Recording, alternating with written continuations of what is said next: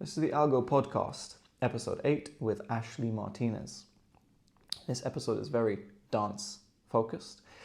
We explore Ashley's past, present and future in relation to her dancing journey, transitioning to being a teacher, starting to be a leader as well as a follower, and all things to do with dance. So I hope you guys enjoy the video. Leave any comments. Ashley's social media will be listed in the description down below, and I hope you enjoy. What does dance mean to you personally? So for me, dance means peace. It's a moment where I don't have to think about anything else. Like, it's a moment where my mind actually stops, which is weird because I am normally room. So when I'm dancing, it's like it stops and I am like in the zone. I can feel the music. I don't know how to explain it, but it's just like peace. That's what it is for me. How would you describe it to someone who doesn't know anything about dancing and has never danced? So if they hear you say peace, they're like, okay, but what about just meditating? That's peace, no? The difference is with meditation is really hard to like stay present unless you are like a monk and you know how to do it. Like even when I'm meditating, it's really hard to like stop the mind. I keep going back and I'm like, okay, no, we need to stay here. But with dancing, as soon as the music plays, it's like a switch. It just turns off. That's it. There's no need to be like, oh, let's focus. Nah, it's just shut up and dance. Shut up and dance. Yeah. It's easy to get right into it. Yeah. How long have you been dancing? When did you start? It's gonna be, I think, if not almost 8 years, I think. Yeah, I started 1 year after I arrived in London. So I think it's 7 years. Yeah. You're Dominican? Yeah. Fully? Yeah, my whole family is Dominican. However, I grew up in Spain, in Madrid. I left when I was 4 years old, so Was there ever a time where you weren't dancing at all? Because part of Dominican and Spanish culture, there's dancing everywhere. Like they always do like a bit somewhere. Before you started proper dancing, was it still like a family cultural thing or you just didn't do anything? I hated Bachata. Oh. And Okay. look at me now. Okay, yeah. Yeah, my mom, she used to play Bachata all the time in the house, like when she was cleaning or doing whatever. Or when she had a bar and she used to play all the time and I just hated it so much. I was like, oh my God, what is this music? You just didn't like the music? I didn't like, I don't know. What kind, was she playing like traditional music or the new stuff? Yeah. I don't know, for some reason I just hated it. I don't know exactly why, but I was more into R&B and all this American kind of music. Sure. So yeah, I don't know. It just switched when I came here. Not even actually.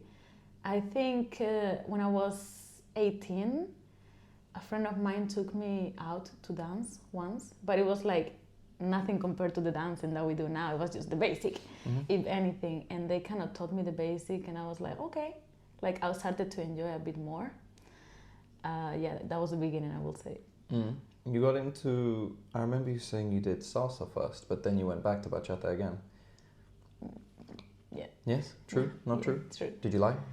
No, I didn't lie.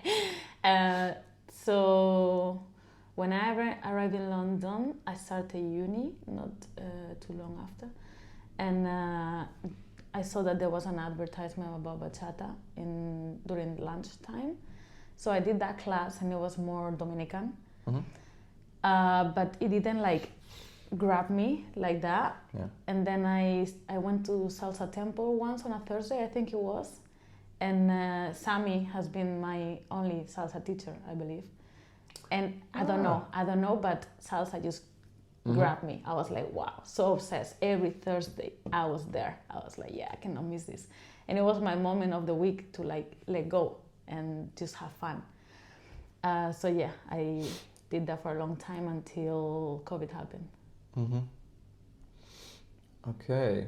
because if we look at the posts on Instagram, you've got August 2018 was when you posted the first solo bachata thing, your first bachata related anything. Then the first salsa related anything was October, but you were still dancing it for a fair amount before you posted that as well. Yeah, I'm not a big recorder kind of person. Like I don't record myself often. And now look at you now. You've got demos basically every week. Because I work. It's my job. It's like I have to. I know. It's not for fun. I just need to do it, promote myself.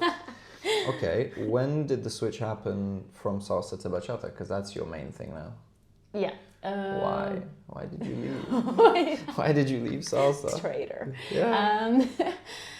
When did that happen? I will say it was mostly when I started living with Brian, kind of thing. So he's to blame. Okay. He's to blame, definitely.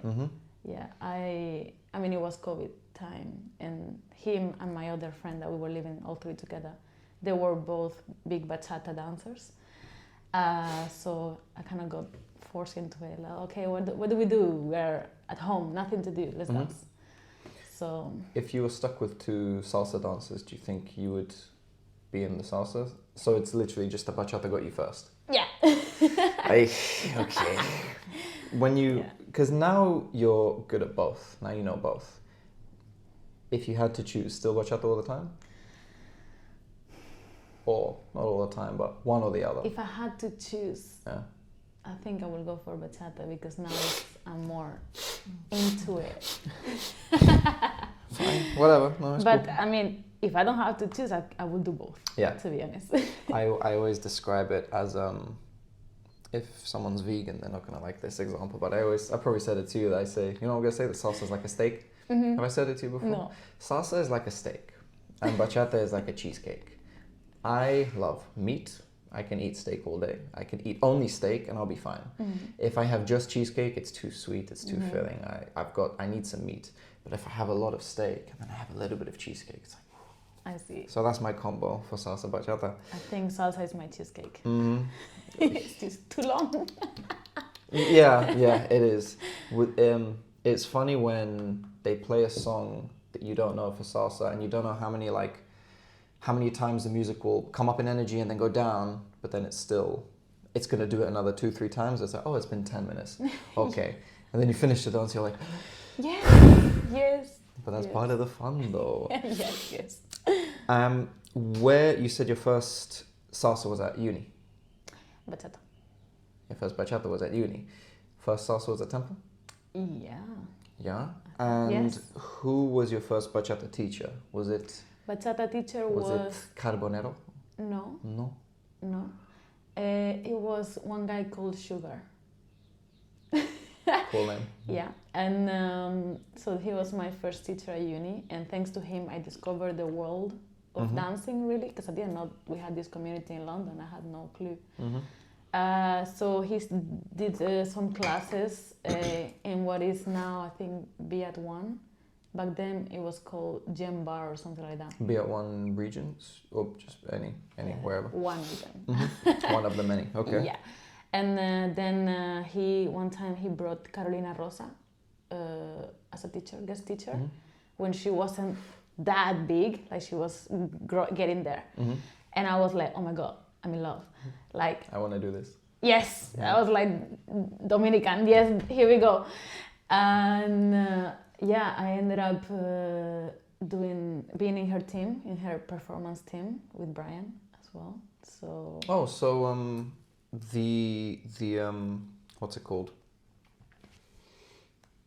What's the performance team called with the one that Brian's in now that you were in sometimes? Esencia? So that's not the first performance team you've been in. No. Oh. Carolina Rosas. Okay. What was the name of the team? Don't think we had a name. Just Carolina Rosa's team. Yeah. Okay. How big was it? How many people did you have? Oh, I don't remember. It's ages ago, time ago. Like 5, 10, 15, 20? No. 30? It wasn't that big. Maybe 50? those cuatro seis, also maybe 8, 10 people, something like that. Yeah.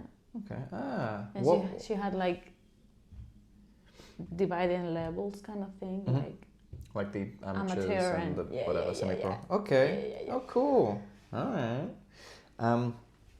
So you had that Dominican experience.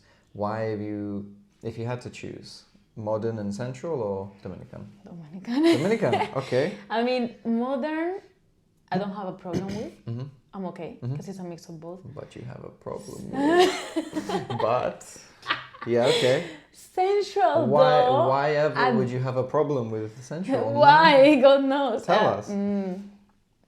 It's just...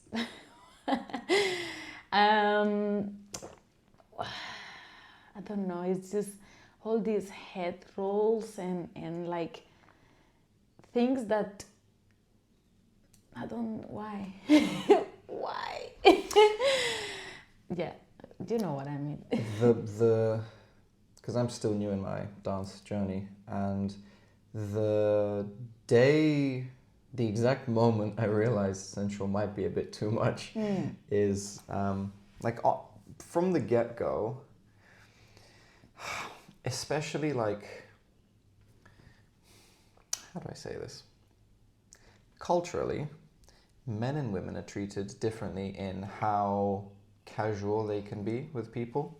So I feel like there is a lot more judgment. Well, I don't feel there is a lot more judgment and pressure on women to not be sleazy, but guys can get away with it. So in the beginning of sensual bachata, it's like when I started learning it was like a superpower. I was like, oh my God, I don't have to do anything. I can just do this. And I feel happy because I feel like desired and blah, blah, blah. But there was always that underlying feeling of, this is still a little bit very intimate. And the moment I realized it was too much. Do you know the move where you're facing and you like touch foreheads and then you like do a... Hey! Yeah? You don't know what I don't think I've done that thing. No, you don't have to. But do you know the move? I know the move. I saw that the first time. I thought, yeah, that's not for me. And it wasn't actually from... I think I saw it in a Kizomba thing, but like I guess there's a big overlap. And I'm seeing more and more people do it. And I'm like, I don't want to feel your breath anywhere here. It's a lot. So I don't blame you for liking Dominican. Funnily enough, I also was never really a big fan of Dominican, even though I like Cali quite a lot. I think it's just because I don't know much Dominican. But now the less I'm moving from Central, I'm like, Dominican's kind of nice. It's kind of groovy. Yeah. Yeah, okay, fair enough. Dominican over everything. Bachata over salsa. Dominican over Central. Yeah. Also the freedom that comes with the Dominican. You can just vibe. Yeah, you can groove. Dude, sometimes I want to do something with musicality. He's like, but don't interrupt the leader. And I'm like... You do what I say. Yeah, let me be, Yeah. So. How do you feel about that? Because there are... From what I see, it happens more in salsa than bachata, where the follower is just given a little bit of space to do what she wants. But bachata, a lot of the time, is very like, you have to keep following, no room for styling, everything like that. How is it for you? Frustrating. Like sometimes it's okay, like if I'm dancing with a leader that first is not forceful and it's not like trying to do all of this crazy stuff in his head, and also allows for a little bit of space to do what I want, then I love it. In that moment when I have this connection with somebody that is not telling me what to do constantly and is not forceful with the leading, then I love it. But when I'm dancing with people that is like, you stay here and you do this and now you bend backwards and I'm like, Jesus Christ, like that's why I'm a big believer that you should learn both leading and following, because you think this is fun, but how about you do it and see what happens? So I don't blame them because they don't know. I feel like if they knew, if they tried it, they wouldn't do it so rough or that much and that often, because it's quite on my back, like it's like God, or my neck, or all these things. So yeah, that's. How do you compare leading and following? Because you do both now. Okay. I try. A little bit. You're a follower, but you know how to lead as well. Get in there. A little bit. You're practicing. Is there any like newfound appreciation that you have for leaders now that you're actually having to do it? Oh my God. You have to think a lot all the time. Jeez, man. Yeah. I leaders, you are like amazing. I don't know how you do it. Like, it's so complicated. Being a follower is so easy. Like, honestly, I don't think I can, like, my switch, my piece, I don't think it's on. Like, it's not on when I'm leading. Like, it's such a mind-blowing experience. So different. You have to think of everything ahead. Mm-hmm. That's the problem. Like, I'm like, oh, this part of the music is coming, but I'm in this position and I want to do this other thing. Yeah. And what? How do you even do it? But it's fun. Like, at the same time, it's like challenging. I love it. But at the same time, it's like. I'm sure the more you do it, the more you can. Yeah, definitely. The more you'll get into the piece and flow. Like there is a point where if I'm in a dance, I'm at a level where I can just turn my brain off and be like, okay, I've done this 50,000 times. Let's go. Da, da, da, da, da, da, da, da, da. Okay, cool. A piece. But I haven't really started, but I've like followed a few times now. And it is so fun. Mm-hmm. It is so fun. Apparently, according to a respected individual's opinion, my following in bachata is better than salsa, which I would not have expected. It is very strange because the main change is that as a leader, you have to care about yourself and the follower. As a follower, you don't have to care about the leader. You are just focused on you. Like, you have to be aware, but you don't need to. You're not as concerned with where they are in relation to you because it's their job to move around you.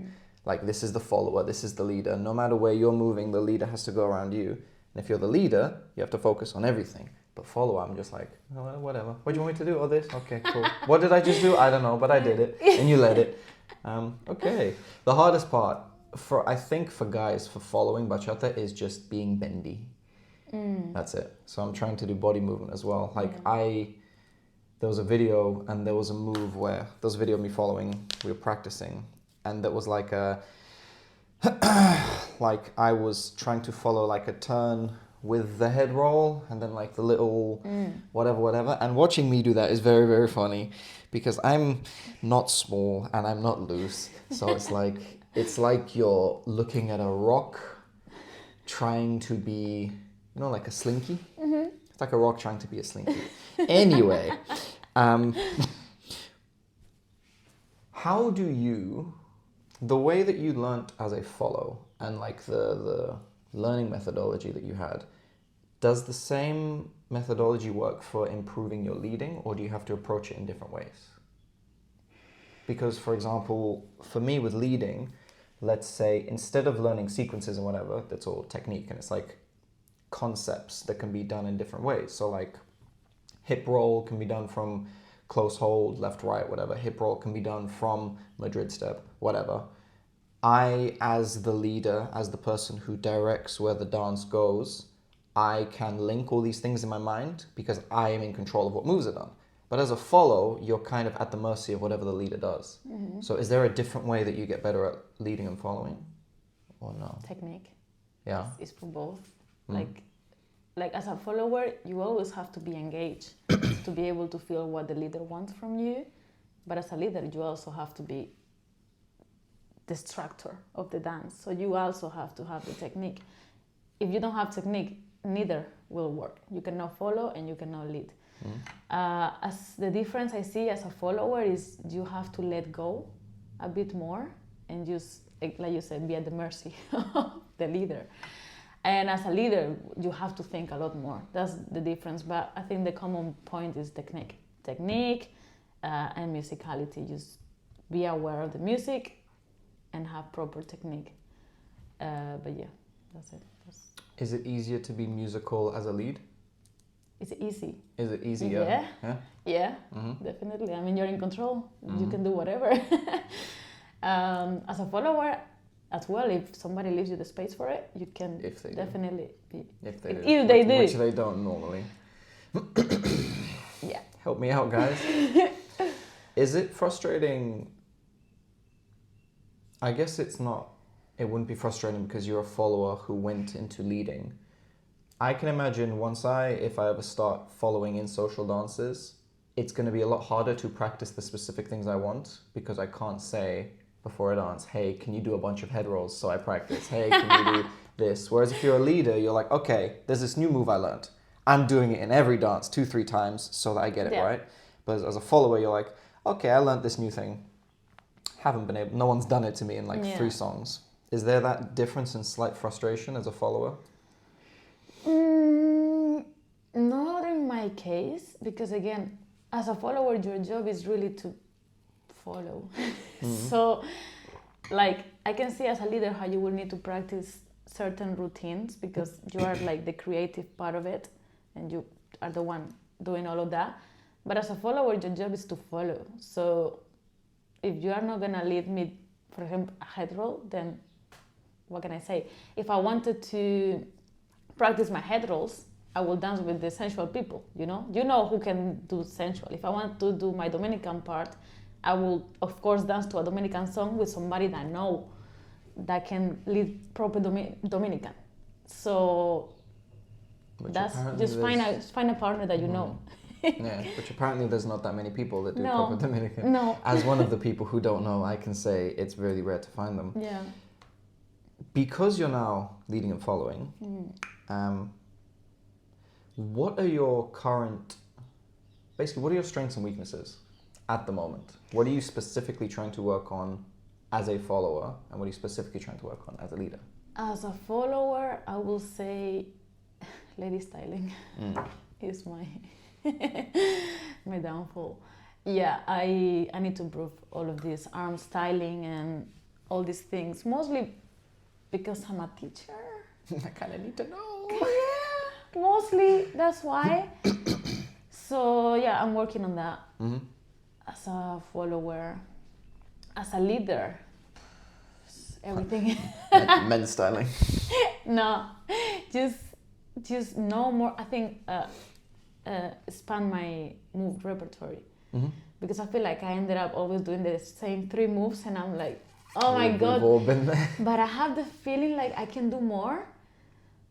But in the moment, it's just a blockage. It's a block. I'm like, what do I know? Does your face ever go to the memory cloud?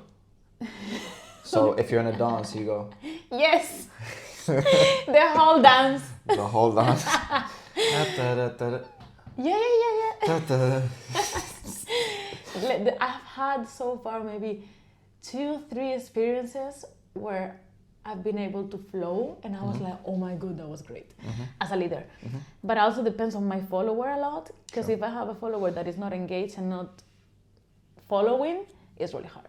It's really hard. But when I find one that is like, she's really following, I think it makes everything so much easier. So yeah. Have you ever done not switch dances, roll rotation dances? What's that like? Interesting. Yeah? Yeah, it's fun, definitely. How do you communicate with your partner that you're about to flip it?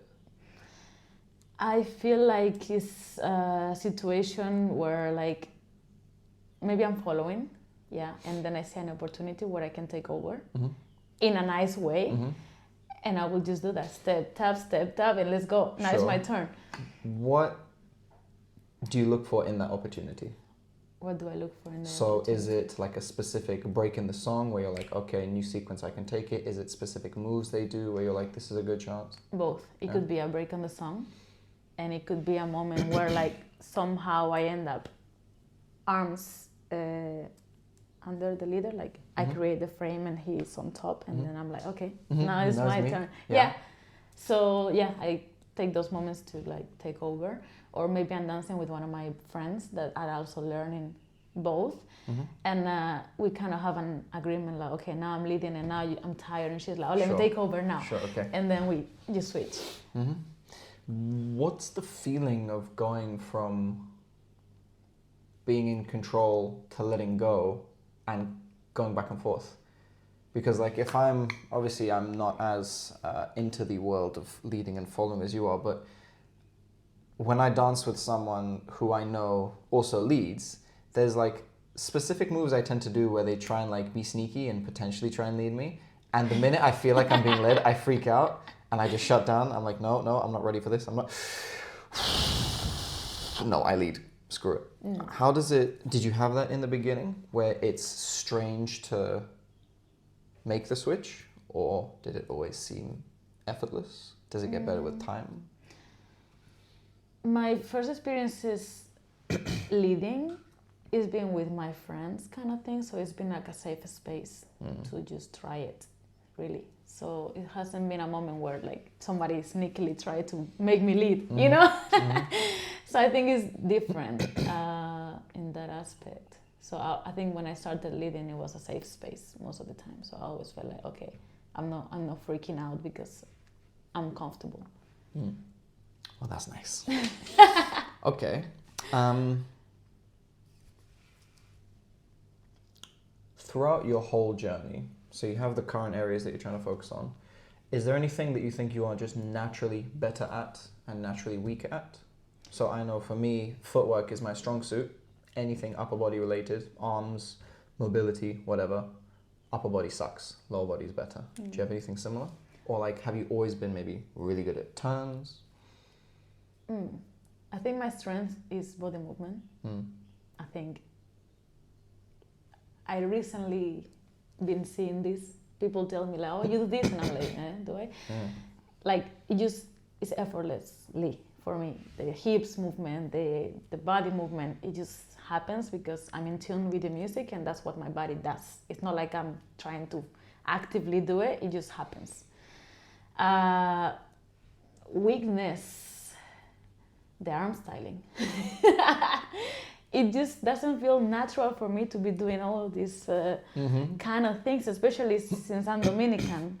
I didn't grow up seeing this. This is very new for me, and it doesn't feel natural. So that's my weakness. I'm just like, my mind doesn't understand it, so it just doesn't happen, unless I work on it. Do you have you had any moments with learning arm styling where you have like a everything has clicked and there's like, you're like, oh, now I get it. Yeah? After I had a private with my first private with Noe. Well, sure. Yeah, she gave me. She's like a Spanish dance teacher.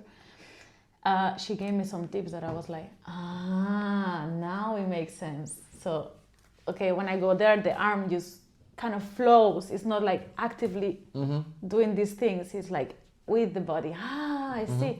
And then also a class with Angela Mariano. Yeah. That also she gave me some tips that I was like, I understand. Like shoulders down. Like why were my shoulders up? Okay, maybe put it forward a little bit. Then I understood some things, but still I'm not there yet. But eventually. So arm styling is like, there is a underlying language and methodology that exists. You just naturally might not have it, so you just need to learn it a little bit more. Yeah. Okay, fair enough. As from the point of view as the student, as you're a student of dance, what's some of the best advice you've ever received? As a student, keep your frame. Keep your frame. Stay engaged. Yeah, that would be mostly what it is, especially on the turns as well. The 90-degree on the elbow. Yeah, that would be the best advice I've had. Has there been any advice that's very specific for you that has helped you tremendously? Yeah, on the arm styling, like I used to shoulders up, and Angela kind of told me like, rather than being so back, try slightly more forward, and then you can allow the shoulders to stay down, kind of thing. You see, if I'm here, they kind of go up, but if I'm here, I can allow this movement to bring them down. So that I was like, I see. Like, yeah. I was like, how do I keep my shoulders down? Like, it just doesn't go down. There's no space. Why are you telling me this? Yeah. Okay. As a teacher, what is some of the best advice you would give to people that is not what you just said? Because I know a lot of the time the advice we give that resonates with us is the advice that we pass down. is there anything that you would give that any advice you would give that you don't hear other people saying that you think should be there more?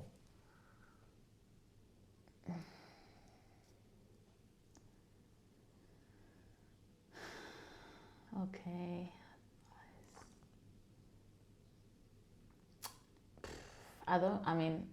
What I'm gonna say, I think probably a lot of people say it, but this is what it is.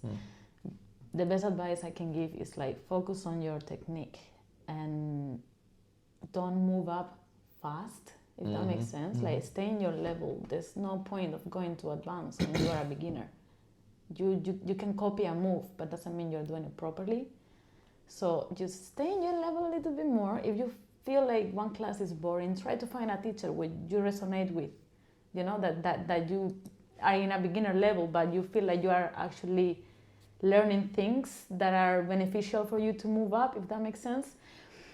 And be patient with yourself. Just things that don't happen overnight. Just try not to judge yourself too harsh, and record yourself, or just do it in the mirror or whatever. But seeing what you're doing is not the same as just doing something and thinking like, oh yeah, this feels right. Look at it. Make sure you look at it and make sure that it looks how it should. And yeah, practice. Just practice. That's it. There was a video I saw on Instagram. Great guy, gave really great advice. He was saying that you need to record yourself because you need to bridge the gap between what you think you're doing and what you're actually doing. It was me. I made the video. But no, 100%. Whether it's like in the gym, whether it's dance, whether it's martial arts, if you think you're doing something, then you see it and it looks completely different. Exactly. Whoa. Okay. Yeah. Because then, like I'm focusing on body movement at the moment. Luckily I do it with mirrors as well. I don't know what a good chest isolation is supposed to feel like. So all I do is I do it until it looks good, until it looks right, and then I get used to what it feels like. In the same way, if you're doing styling, you need to see what it looks like. You need to see if you look flimsy or if you're taking too long to do a certain thing and there's like a big delay or something. So record yourself. I don't hear many people saying that, and that is a really good thing. If you're new to anything physical, especially dance, especially partner dance, record everything, because you'll also get a really cool timeline of what your progress has been like. Yeah. I've got a dance folder on my phone from it sounds like foxes dying or something, I don't know. I've got a folder on my phone of the very first day I did salsa at Temple, like 2.5 or 2.25 years ago, whatever. And all the videos going, because especially as you start teaching, you can also give the students a bit of hope, because I'm sure you get it all the time, like, oh my God, I want to be like you. You make it look so effortless. You must have been born with it. You're like, no, no, I really wasn't. Record yourself, definitely. As part of the new generation of teachers, what do you see as the biggest difference between how the newer generation and the older generation teach, how they teach their classes, how they teach their students, and how they carry themselves? What differences do you see?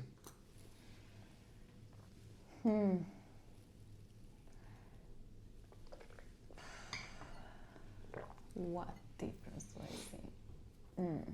With me, for example, I know I'm not teaching as much as you, but I've entered that realm. I see, it's difficult to say if it's just a generational thing or if it's because I was going to say the older generation are a lot more set in their ways about how things should be. Yes, I didn't want to say that. But I think that's also like an age thing, because I think the older you get, the more conservative you get, the more in your ways you are. Yeah. There's a big, like the older generation really, like when it comes to the pure dancing element, they know their stuff for the most part. They're really good at it. But for example, they really don't like social media. And then they're confused about why no one knows about them or why certain events are not booked out. The younger generation are a bit too obsessed with the social media and performative demos and whatever. And they don't know as much as the older generation. And if there was like a little collaboration, that would solve the problems. Anything like that you've noticed? Exactly that. Yeah. They're stuck in their ways? Yeah, definitely. I think some teachers from the older generation could definitely take on some of the traits from the new generation, and same with us, like the new people. Also, in my experience, some of the older generation are very like, this is my thing, this is my scene, and they don't allow newcomers, if that makes sense, which I find that like gatekeep everything. Exactly, and I'm like, but why? Like, there's plenty of students. London is a huge place. We can just work together to expand, rather than this is mine and you do you and you do you. Let's work together. Territorial and gang warfare. Yeah, kind of thing. Yeah, and I feel like it should be more supportive. You're the older person here. You know more. Use that to like, if you don't agree with some things, like, well, teach me. You know, I'm open to learning. But if you are an asshole, you know what I mean? Then I'm not gonna come to you for anything, for advice, for anything. Like, fine, you keep your students, you do you.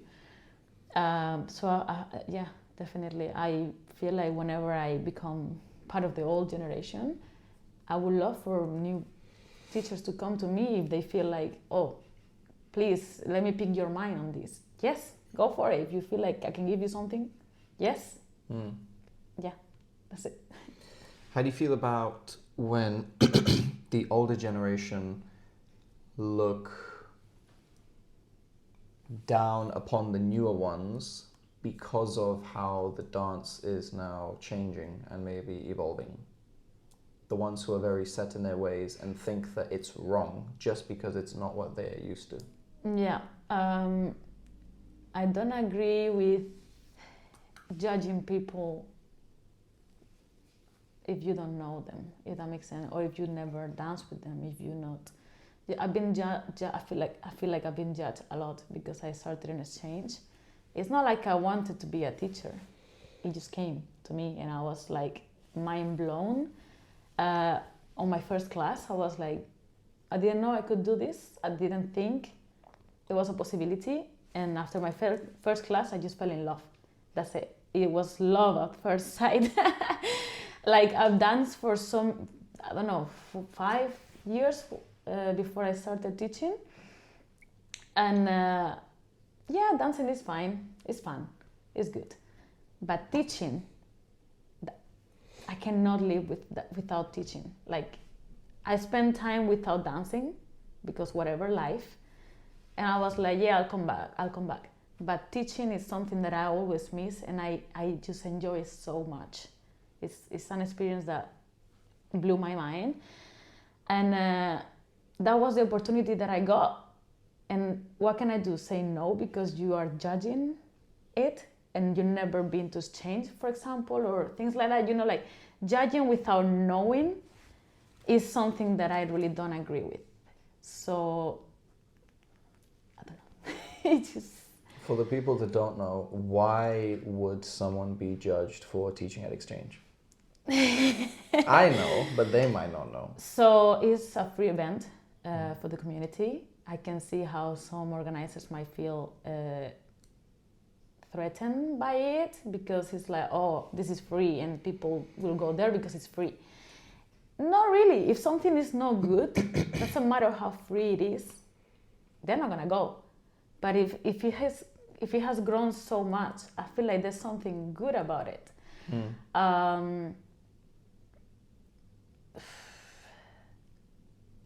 I'm gonna play devil's advocate.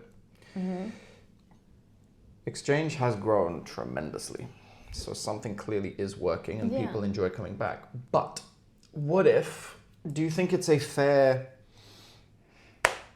issue to have with it as an organizer if the issue that they have with exchange is that people come and enjoy it and it's growing, but not because maybe of the actual quality of what is taught there sometimes?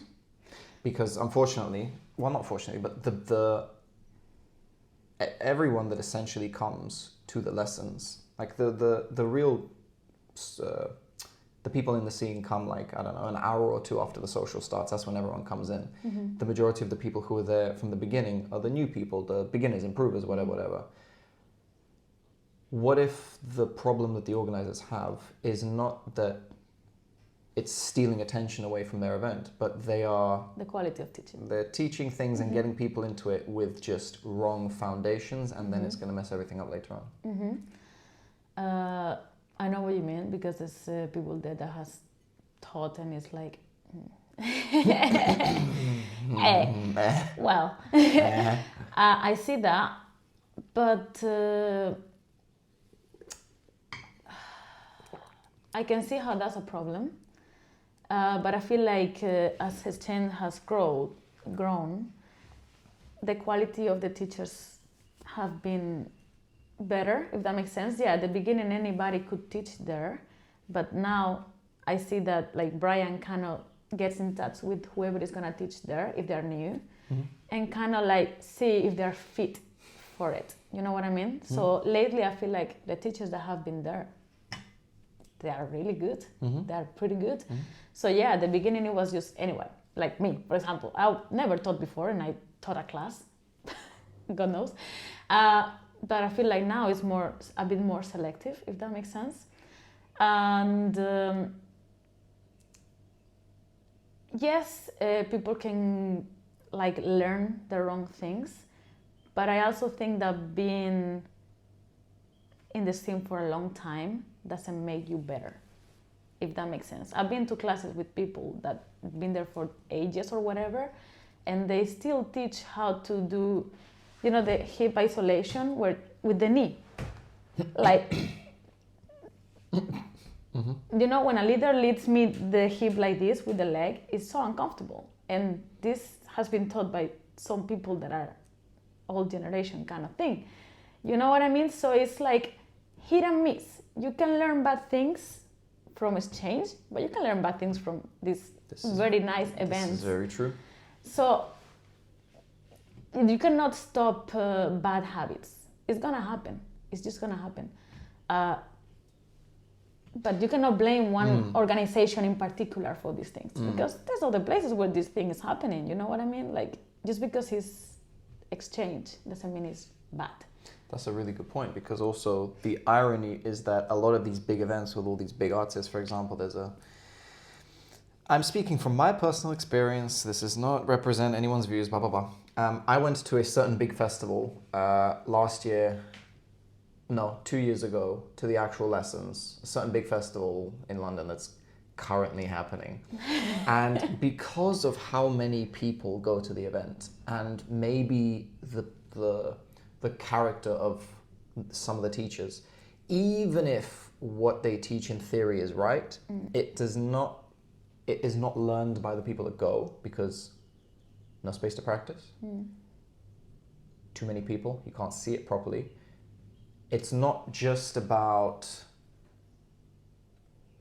as the teacher, it's not just about spreading the technique and like spreading the message. It's about, you need to make sure that the technique and the message gets inside people's heads. So if I'm teaching what a basic step is to 1 million people all staring at me on flat ground, 95% of them are not going to see it. So that's actually a very good point that you bring up. With exchange, do you think that certain how do I say this? Not community, what's the word?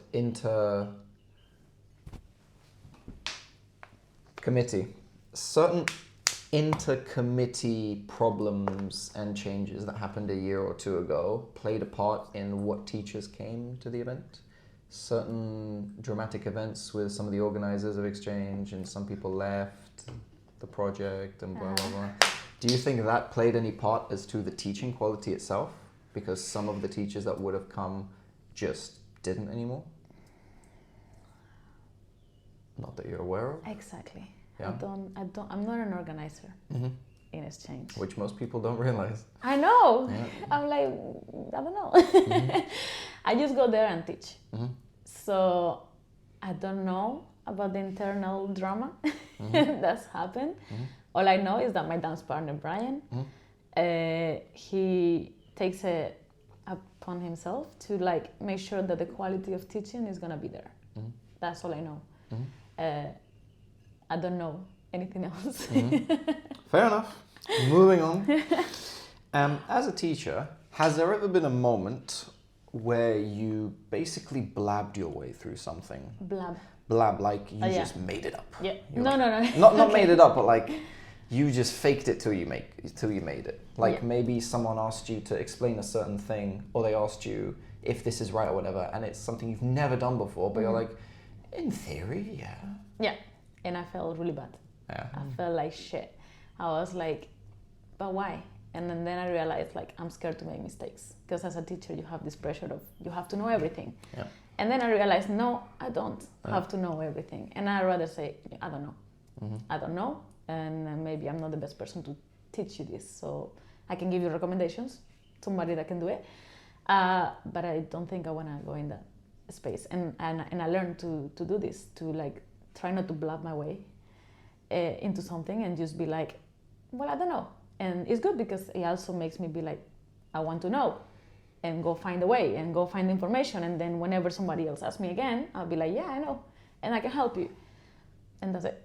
So yeah, I don't do it anymore. And I try to catch myself in those moments where I'm like, oh, panic is coming. Like somebody asks me a question and I don't know. And oh my God, what do I do? And just take a breath and be like, I don't know. And that's okay.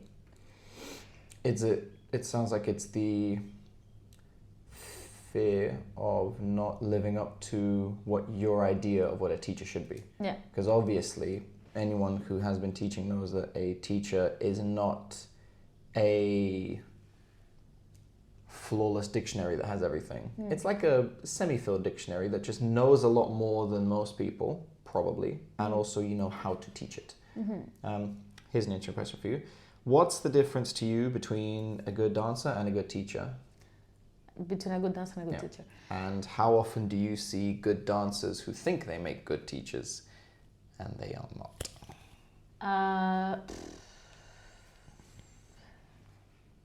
Often. You can be great, like you can move your body amazingly and know all these moves and all that stuff. But when it comes to teaching, there's so many things you have to take into account. Like, for example, I see teachers that, for example, don't take the time in a class to like make sure the students got it, like really got it. They might be like, okay, you do this, like this, like this. Let's try it. Pa, pa, pa, pa, pa, pa. Yes? Okay, move on. The students are not gonna be like, me as a student sometimes, when teacher says, any questions? 1,000. 1,000, but I don't feel like saying yes. And this and this and this. No. So what I do in class, for example, is I ask them questions rather than me talking through the whole class and they are just passively listening, because at some point I know they're in their minds and they're not even listening. So I ask them questions. I'm like, okay, if I'm here, what technique should I have? What is the points of connection? What is this? What is that? And I take my time. I don't care about moving on or doing the routine on my phone. I don't care. I want you to get it. That's what I want. I want you to get the technique. And if it takes the whole class in 3 moves, then we take the whole class in 3 moves. I don't care. So, what was the question again? Sorry. Difference between good dancer and good teacher. Exactly. Yeah. So, yeah, you can be a good dancer and just explain things over from the surface kind of thing, because even me as a teacher, sometimes I don't know how to explain things, because I know how to do them, but I don't know how to explain them. So it takes time as a teacher to like break down the move and see, for example, what muscles are you using, which muscles are you engaging. How can you explain this to somebody, to beginners, for example? How do you explain a frame to a beginner? So I think as a teacher, you need to think of all these things, of different learning that people have and how to explain things in different ways, and make sure that you create a safe space for them to ask questions and feel like there's no pressure on them. I've seen teachers kind of judging their students, but it's like, well, it's your job to teach them. If they don't do it correctly, that's your fault. It's not their fault, they're learning. So it really pisses me off when I see that. I'm like, don't bully the students. So yeah, as a teacher, you need to be kind, you need to be patient, you need to be able to break down things. And you can be a good dancer and not know how to do this, if that makes sense. Do you think you can be a good teacher and not be a good dancer? Because there's the saying of like those who can't do teach and those who can't teach do. And sometimes like if you look at elite like Olympic level gymnast coaches, for example, a lot of them are old and fat, but they know their stuff and they are training really good athletes. But do you think it's possible that that can be applied to dance?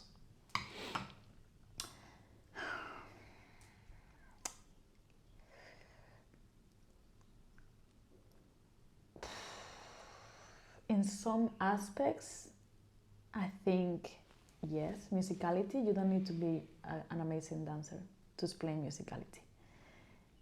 Dancing though, how do you explain a chest rotation if you cannot do it yourself? How do you know which muscles are being engaged? Like, you know what I mean? Like, some parts of dancing maybe, but I think you should be a good dancer.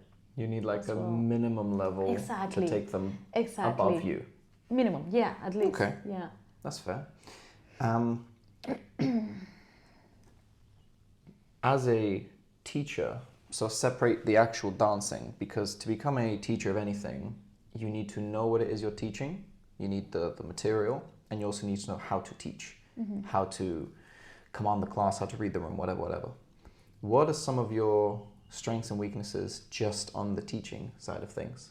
So with me, for example, I know that my strength is I'm funny.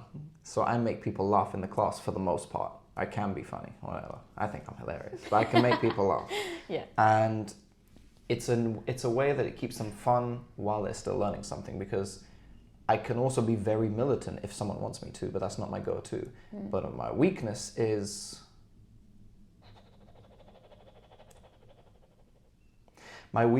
probably knowing when to move on and where the cutoff is, because you're not always going to get everyone following you 100%, but you can't always keep the class back until everyone gets it. So that's probably something I could work on. Same, to be honest, yeah.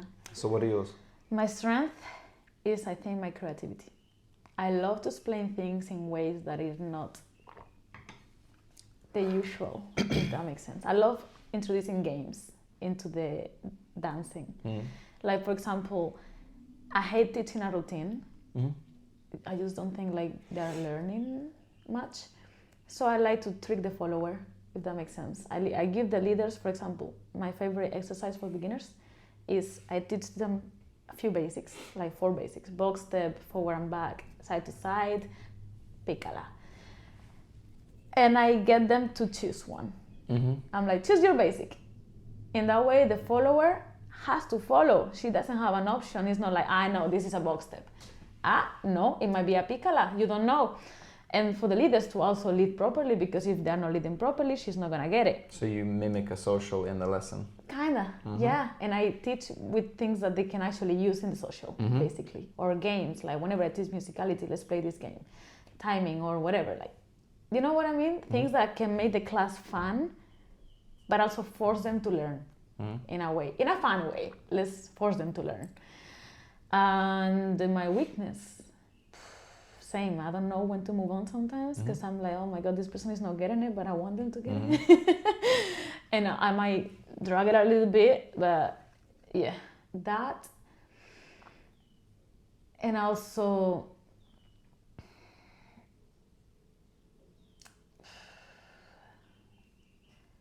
I don't know if sometimes I might be,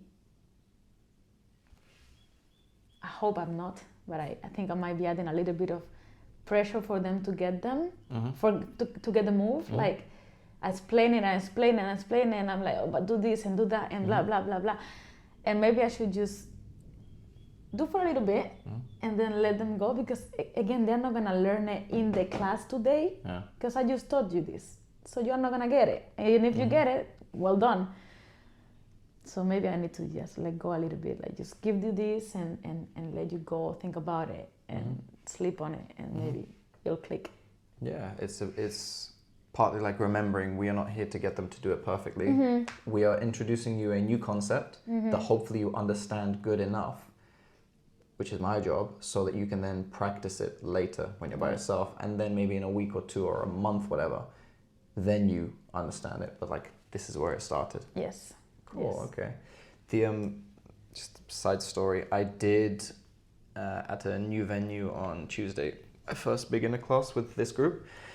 The look on their face when we were doing bachata. We were doing like inside turns, like wrap-ins, walks, whatever.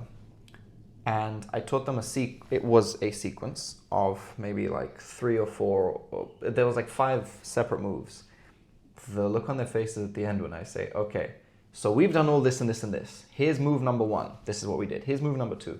Now I want you to do whichever move that you want in whatever order. They're like, huh? Why?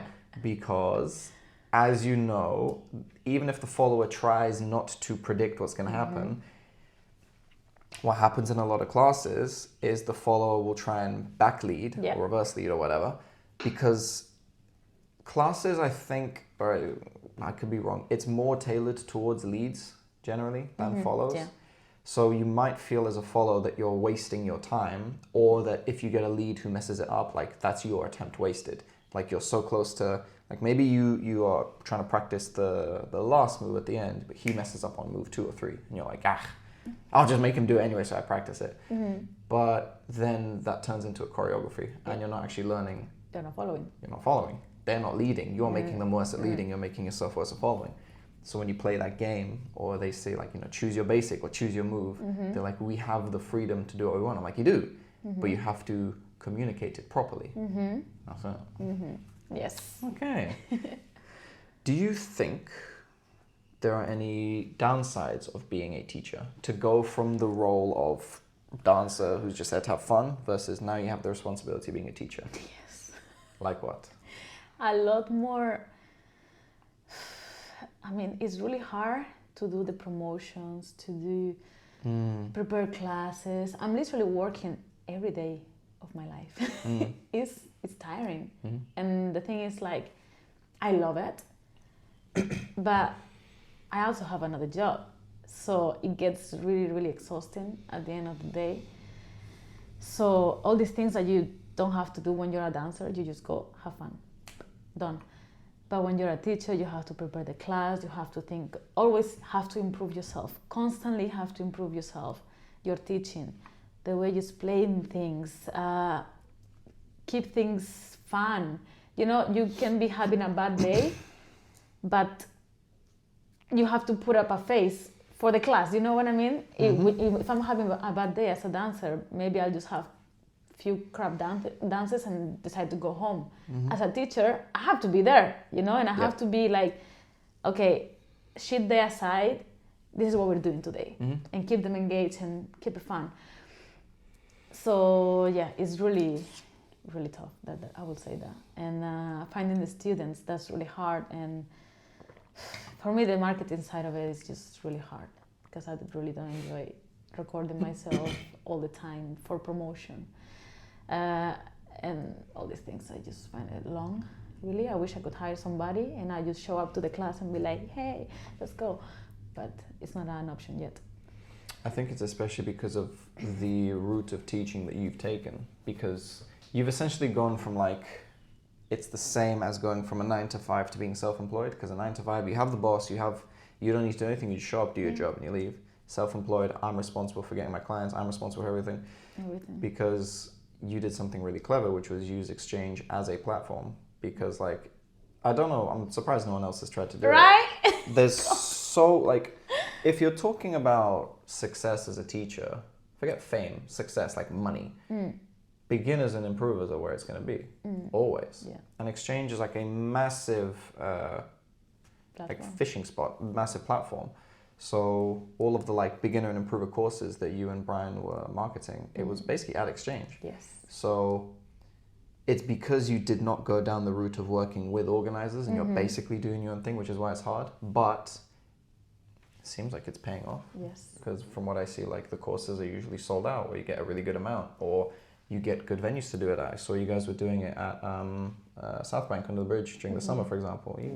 Smart guy. I got that idea from another teacher actually. Which one? I remember. Yeah. Sammy. Yeah. Those are really cool classes. Yeah. And it's fun to do it in outside. Yeah, it's fun to do it outside, and it's to see things that we are used to from the eyes of a beginner or someone who doesn't know is also a bit refreshing. So when you have like just people of the public just walking around and they're like, oh my god, they're dancing so well, and you're doing a basic step. Yeah. Like, that's cute. But I know, I love it. Yeah, it's nice. Yeah. Side story again. When I started dancing salsa bachata roughly at the same time. My focus was on salsa. For some reason, I don't know why, I hated bachata. I just didn't like anything about it, but I didn't really know anything about it. I went to a inter-university competition. We won the salsa. We came second in the bachata, but like the level wasn't that high, so it's nothing to be proud of. But I was so pissed off because it's not that I didn't win, it's that I know I performed really badly, and it just like, I have the video of it, of course. I'm so uncomfortable when I watch it. I cringe so much. Out of like spite to myself, that is how I started to go to Bar Salsa Soho Tuesdays with Julian, and I would go there religiously for like maybe 8 months. I remember the very first class of his I went to. The first time I went to the Improvers with Pierre Henry. I was like, this is a little bit too easy for me, but that looks way too hard. What am I gonna do? So I thought, screw it, I'm gonna go to the advanced. Intermediate, whatever. I think I remember still exactly the routine they were doing. They were doing like really fun stuff. And the first demo, I was so lost. I didn't know what was going on. I was just about copying what he was doing. Didn't understand the technique. I was just following along. The first time I saw the demo, like that's the first like real bachata dance I've seen in person.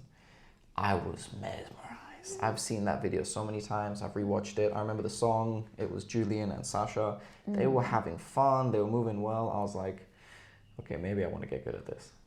And I don't remember if it was before that. No, it was after that. A few months after that, I found out about exchange because I was still very much like closed off from the dance world. I was like, what is exchange? What is Pasión? What is all of these? What is Bachata on Saturday? I've never heard of any of this. And I went to Bachata Exchange, and the first lesson I did, I think I was like, let me try the top level. It was you and Brian. I think I told you this story a while ago, but we was in the class. Such a different experience to what you're typically used to, because the venue under Exchange House is great. Constant airflow, great air conditioner. It was nice weather. The people were nice. You and Brian taught like a really, don't remember what it was at this point, but it was a really cool thing. I just remember watching the demo again and watching you two do the demo and dance and just have fun. I was like, so you and Brian, along with Julian and Sasha, were the like 4 or the 2 couples that actually like inspired me to keep going in bachata in the very beginning. So it's really, really strange to be in the position I am now, because I'm sure you've had the same, where like people you have learned from when you essentially knew nothing, they were like, you saw them as like up there. And now you're like, oh, you're still pretty good, but you're not like up there, you're like here, like this is high, but now I'm kind of here. And you're able to dance with people who you looked up to so much, and you know that they are enjoying it too. The feeling of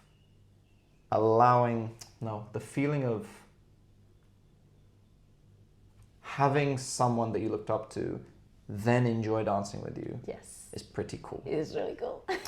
Linking on from that, how does it feel when you get moments of recognition? Super weird. And people admiring you, and you feel like they see you like up here. How does that feel? Super weird. Because they see me here, but I see myself here. I'm like, what? What? It's all right. Like, who am I, you know? I'm not Sara Panero, I'm not Carolina Rosa, like, I don't know, it just feels super weird. Like, it's happened to me a couple of times, I think last summer, where I'm just, I don't know, I'm somewhere and they're like, oh, you're Ashley. And I'm like, Yeah.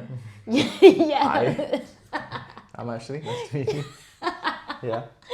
Yeah, and it feels so weird. They're like, oh yeah, I went to your class this time and I'm so good. And I was like it feels great, but at the same time I'm like, you know, like panic mode. I don't know. It feels good because like if they came to my class and they liked it, I feel like I inspired them.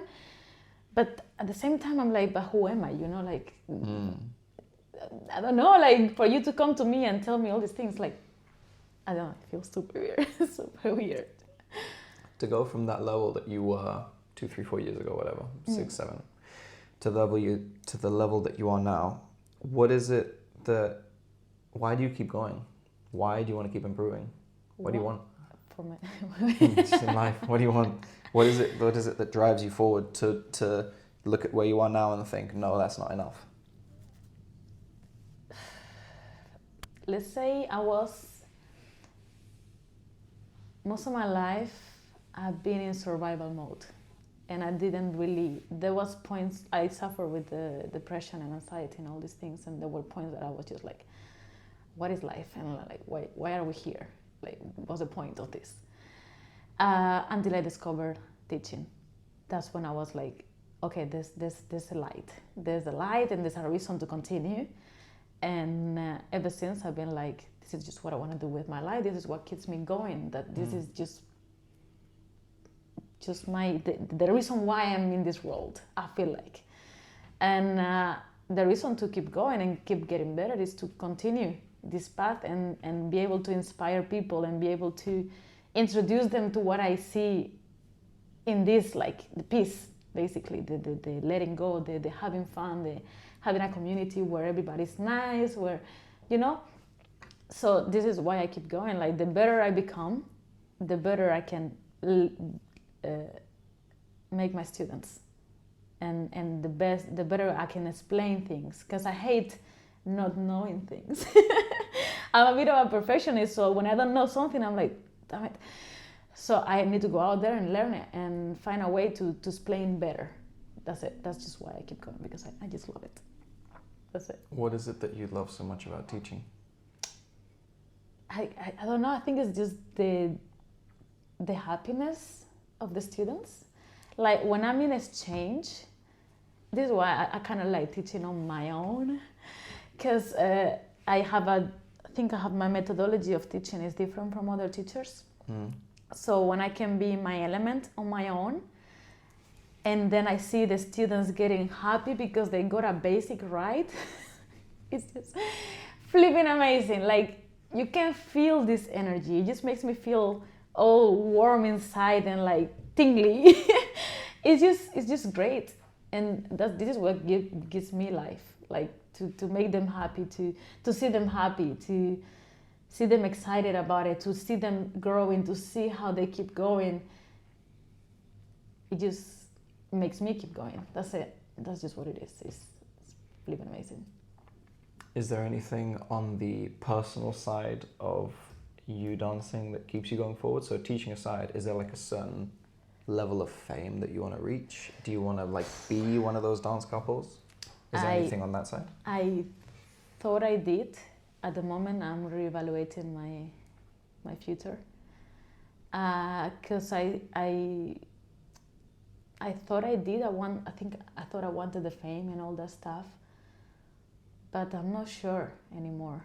It's interesting to see that change, because I remember whenever I was like last year, where that is where you were saying, you're like, I want to be the next, what are they called?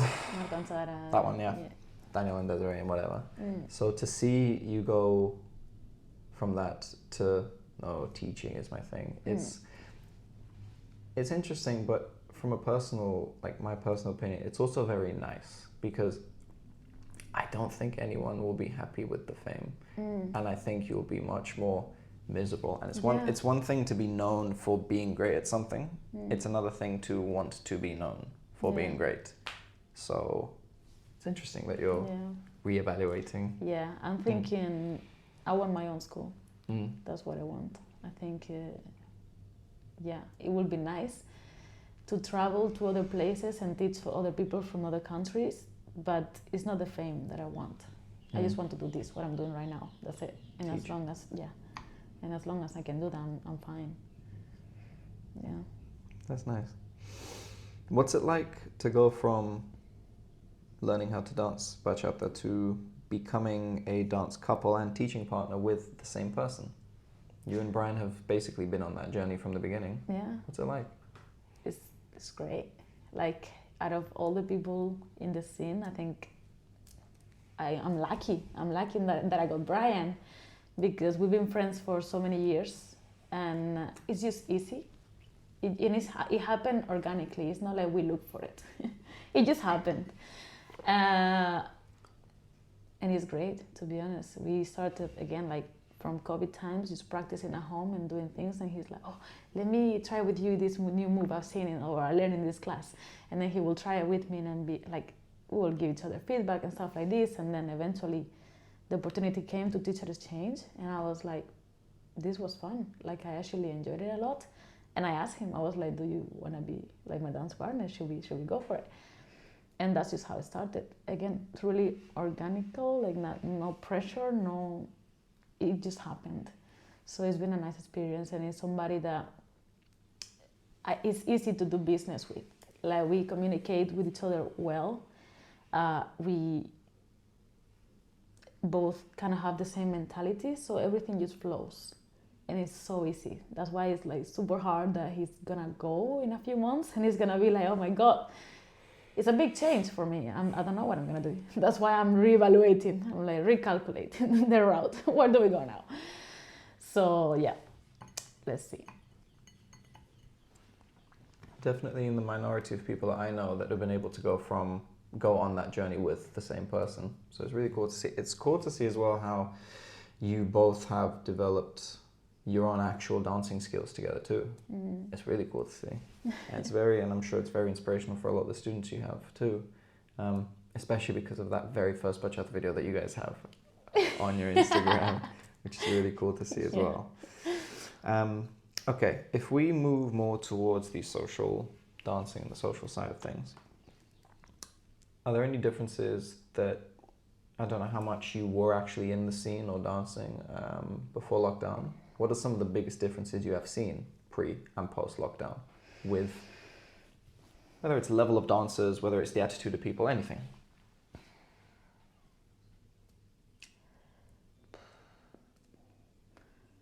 The thing is, before lockdown, because the salsa community and the bachata community are different. So before lockdown, I was so much into salsa. And then after it was bachata all of a sudden. So I'm not sure I can compare. And also my level as well after the lockdown has been a big jump to like improvement wise, especially bachata, because I used to be like improver kind of level. And then I just jumped because I was practicing for hours and hours and hours. So it's, I don't know. I don't know. I cannot really tell you. Fair enough. What are some of the most common mistakes that you see leaders and followers doing in the dance scene over all levels? Most common mistakes for followers, they don't follow. They just try to predict everything, and that's not really following. I know how it can be frustrating to just have to be at the mercy of the leader the whole time, but again, you're a follower, so that's your job, kind of thing. And leaders, oh God, so many. I'm sorry, leaders, but I'm about to drag you. No, I'm kidding. No, but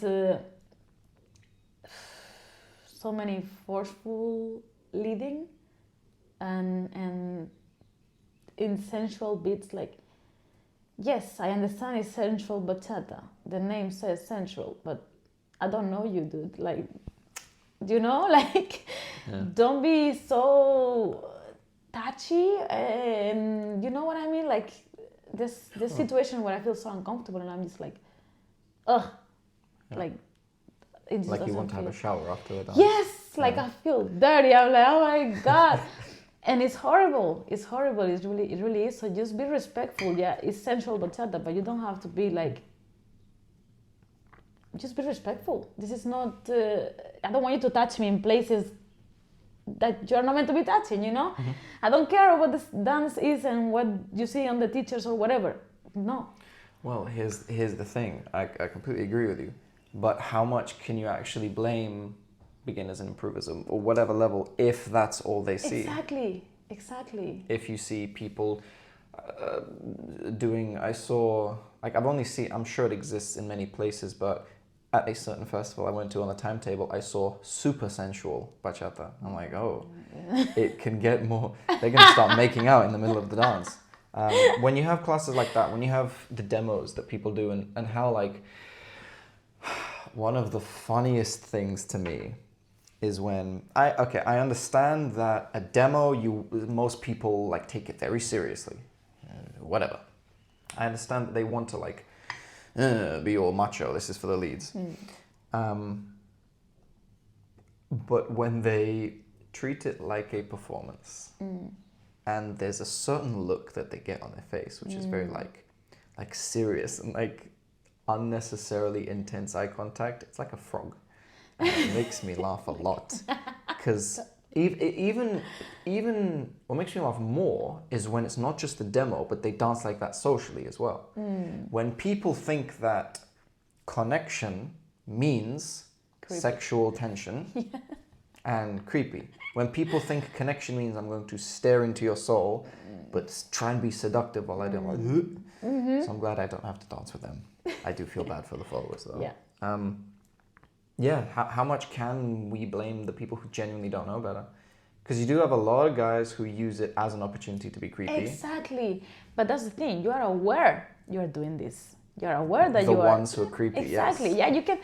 I can see something, and just because I'm a student doesn't mean like, oh, I don't know any better. No, man, this is society rules. This is harassment at the end of the day. Like, come on, you know what's right and not right.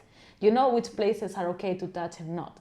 You know, so it's like, yes, I can take away some responsibility because some teachers are doing some madness, but also you need to be responsible for your own shit. Like, it's not okay just because that's the dance or whatever. No, I'm sorry, no.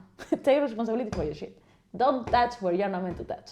That's it. You don't need to lead a move. You don't need to be touching places like low back. You know how many times I have to put a leader's hand up because they are touching where they don't need to be touching?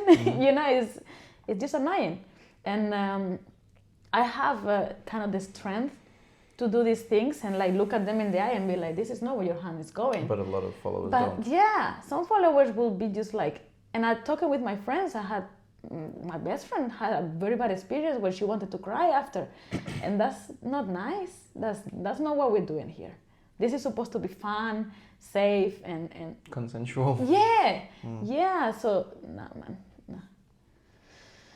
I completely agree with all of that, and I'll add in an extra bit, which is even if someone wants to have a very intimate, sensual dance, not by being handsy, just by maybe how close they actually are, or whatever, at least try to feel the energy of what the person's giving off. Like, it's in the same way, who is it?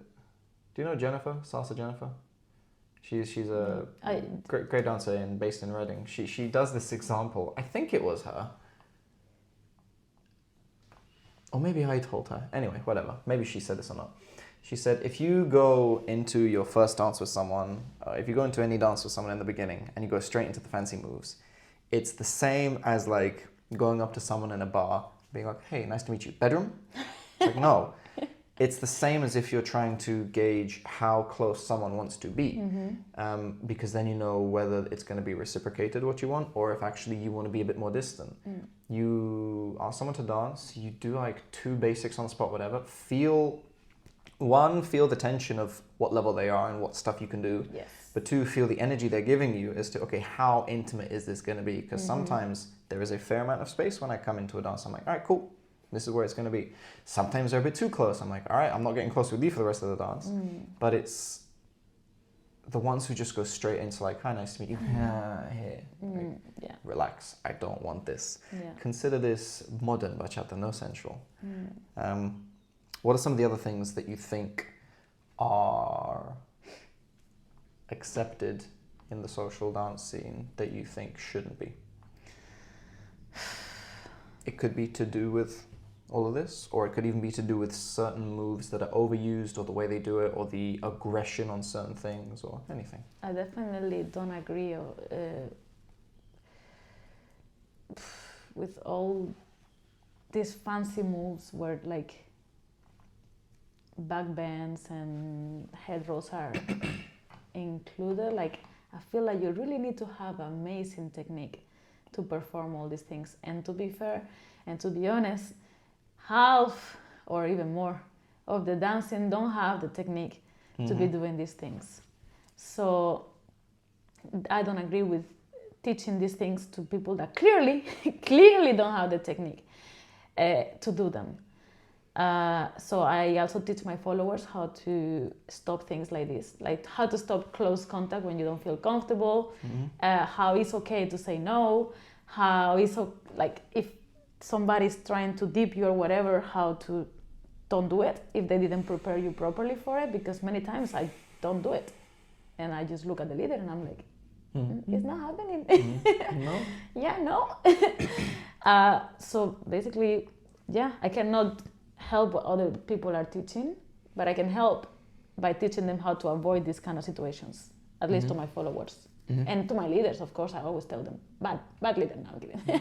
But I do tell them, like, be careful with these things because it doesn't feel nice. It's amazing how, I think I take it for granted as well because I have a background in training and combat sport. I understand how the body should not move. It's amazing how many leads will do things and they genuinely do not realize that it's either uncomfortable or hurts like hell or whatever it is. Yeah. Because they do it with, it's a difficult thing, and it can sometimes be very, like, you don't want to try and correct someone because you think they might not take it well. Like, it is not the path of least resistance to tell them and to try and advise them. But sometimes the reactions I see leads have, like, they're flabbergasted, they are bamboozled. They're like, there's a funny word, they did not know, and they're like so apologetic. I'm like, I'm so sorry. Yeah. And on the one hand, I'm like, that's good. But on the other hand, you're not prepping a back bend and you're like trying to take a head all the way to the floor. What did you think was going to happen? So it's like, at least they learn now and whatever, fine. But Fine. It's like with life, it's just basic empathy. Sometimes If it was it's basic, really hard.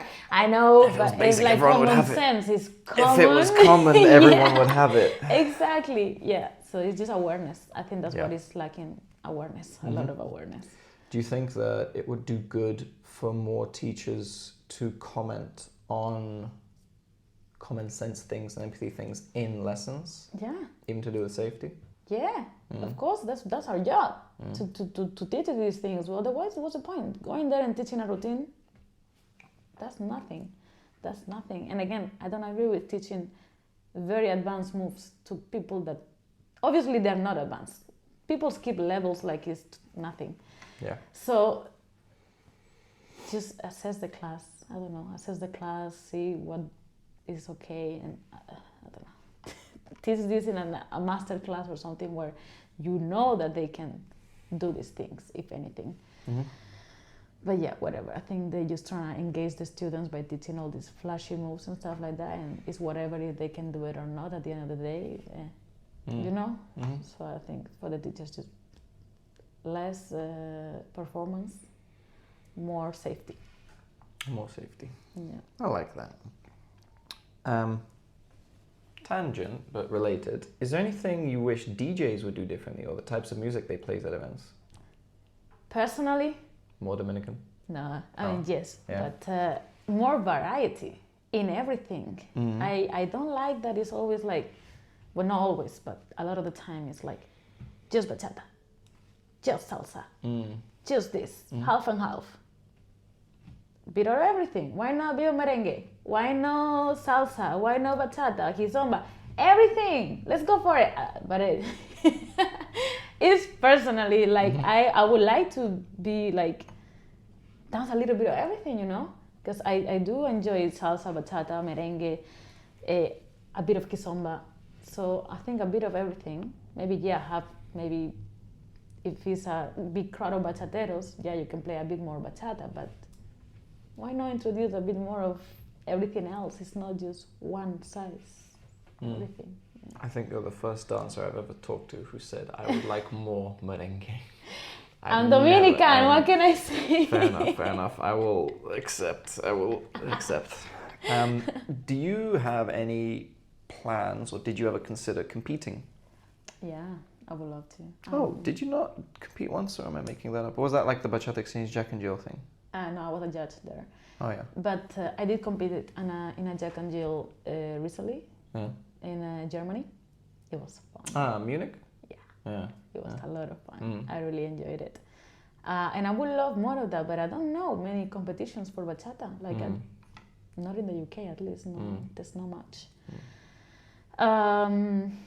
But I would love to. I'm a very competitive person, so no, love it. You competitive. Okay.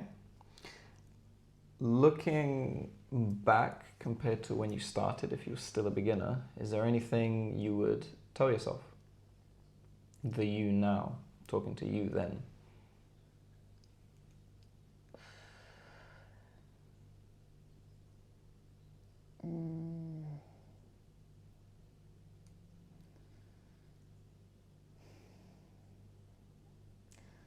I think just be patient. That's it, and don't judge yourself too harsh, because I'm always my biggest critic, and even now, I still don't believe half of the compliments I get.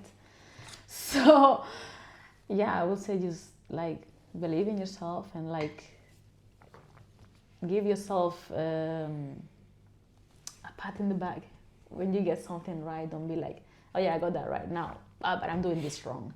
Stop focusing on what you're doing wrong. You did this right. Well done. Celebrate the small wins. Yes, exactly. That. Yeah. Okay. Is there anything in the last things that you want to mention? Anything you want to bring light to? Because that's the end of my questions. Ooh, let's see. Bring a light to. Anything you wish people were maybe more aware of, or any specific things that you really like you want to point out about dancing that people don't realize, like anything that you think is on your mind but you don't hear people talk about often with dance, not life? Well, I think we mostly cover everything from dancing, but I will say dancing is a really nice way to keep mental health balance. So for people that are struggling with all these things, I think, getting a new hobby, like just getting into a new hobby is always good. But I find that dance is a really nice hobby to have when you are struggling with mental health. And it's a good community, usually, where you can meet people like-minded, and it can get you out of a little hole for a little bit, and hopefully eventually just be out there, basically. But that's it. Sounds good. Thank you very much for coming. Thank you for inviting me. We will see you guys next time.